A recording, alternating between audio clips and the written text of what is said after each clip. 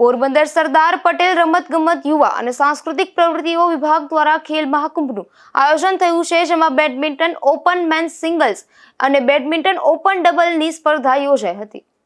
આ સ્પર્ધામાં ગુરુચેલા ફાઇનલી જંગમાં ભારે સટાસટીના અંતે ગુરુનો વિજય થયો હતો, જેમાં ગુરુ તરીકે તાપી જિલ્લાના વતની અને હાલ પોરબંદર કૃષિ યુનિવર્સિટી એગ્રીકલ્ચર કોલેજ ખાપટ ખાતે ફરજ બજાવતા મિતેશ ગામિત અને શિષ્ય તરીકે ઓડિશા ભુવનેશ્વર કૃષિ યુનિવર્સિટી ખાતે અભ્યાસ કરતા અને પોરબંદરના મજીવાણા ગામે રહેતા રવિરાજ ભીખુભાઈ જાડેજા, આમ બંને ગુરુ અને શિષ્ય 2 વર્ષ પહેલા નવસારી કૃષિ યુનિવર્સિટી ખાતે ગુરુ અને વિદ્યાર્થીની ભૂમિકામાં સાથે અભ્યાસ કરતા હતા અને ઓપન ડબલમાં નવસારી કૃષિ યુનિવર્સિટી તરફથી પાર્ટનર બની સાથે રમતા હતા અને ઘણા મેડલ્સ પણ મેળવ્યા હતા.